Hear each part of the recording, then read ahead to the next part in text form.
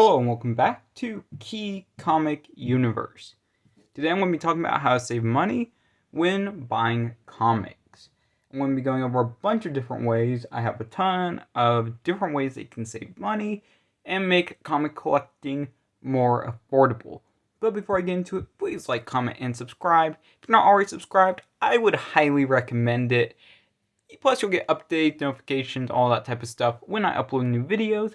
And trust me, I got plenty more coming out. And also check me out on Instagram at Key Comic Universe. On there, I talk about other topics as well as do sales. So there's plenty of other content on there as well. Okay, first up, I'm going to be talking about eBay, everyone's favorite. The number one site, it seems, for pretty much everything. But anyways, the first one is to look at auctions.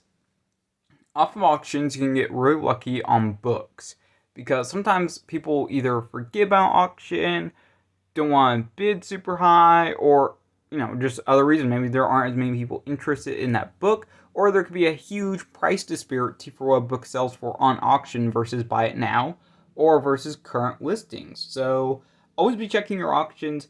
Always set up like reminders, notifications for auctions. It's always a good way to do it. Plus, if you aren't really sure, a good way of tracking down book through eBay, through auction, or through buy it now, sometimes adding in different keywords can also help. For example, let's say I'm looking for Silver Age Flash comics. Nothing in particular, but let's just say I'm looking for them in general.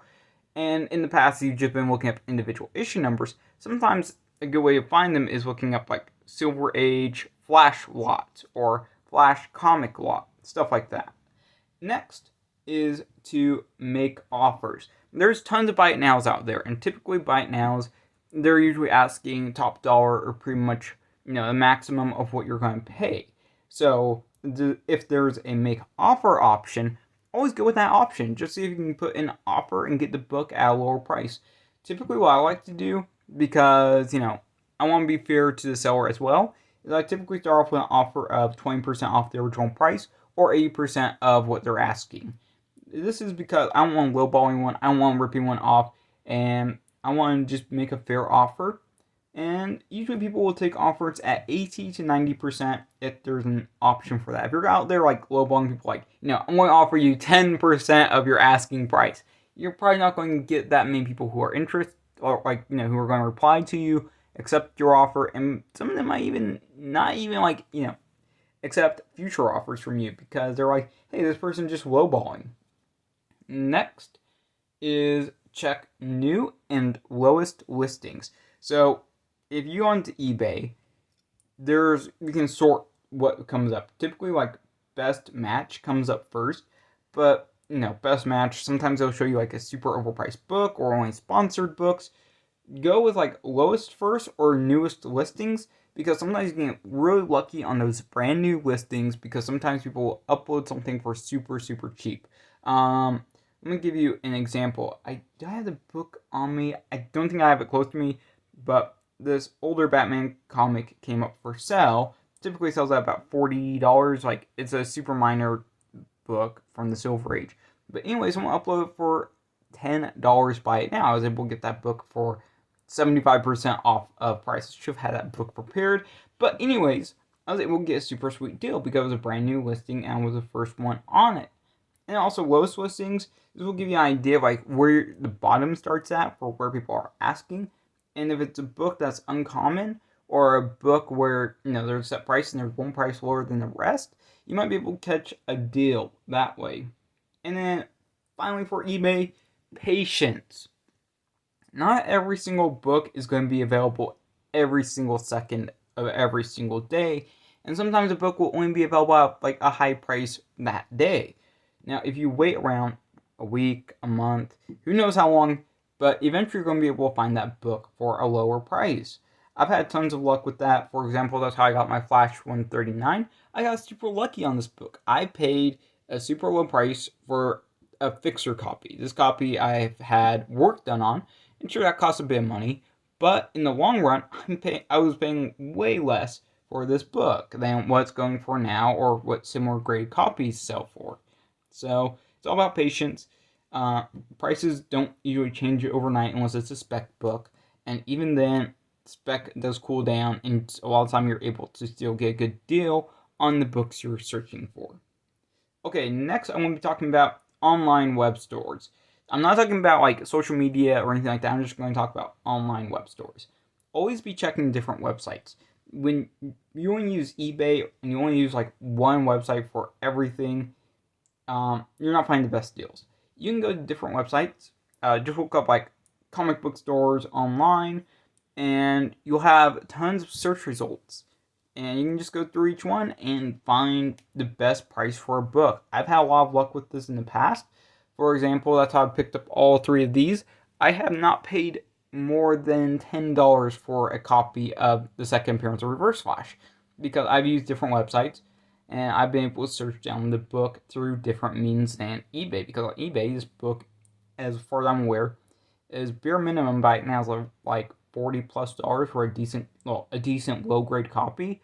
So yeah, if you check online at different websites, you can find those deals. Also, when you're buying online, because other websites, they're not like eBay. They don't have like sold listings or anything like that, or like really like usually a fair market value set up.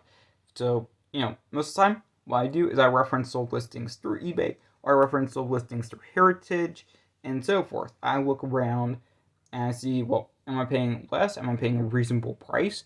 And that's how I find really good deals, is just knowing where the market is at and being able to double check. So being able to double check with online shops, you can save money there. Just always reference, you don't want to be overpaying. Okay, also for online shops, typically, like, well, I shouldn't say typically, but some online shops, they also don't charge you tax. So if you can get around some of that extra percentage if in your state you are charged sell tax. So there is that benefit as well. Okay, now, next topic is in person.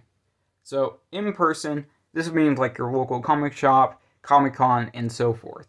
So first off, as always, if you see a comic you want in person, check if it's cheaper elsewhere or less expensive elsewhere for like the same grade, or if it's sold for less in the past, because that means that there's a good chance you can get that book at a lower price somewhere else or down the road, and you're not going to be paying top dollar.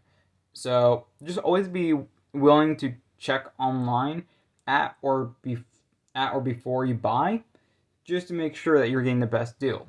Next, make offers.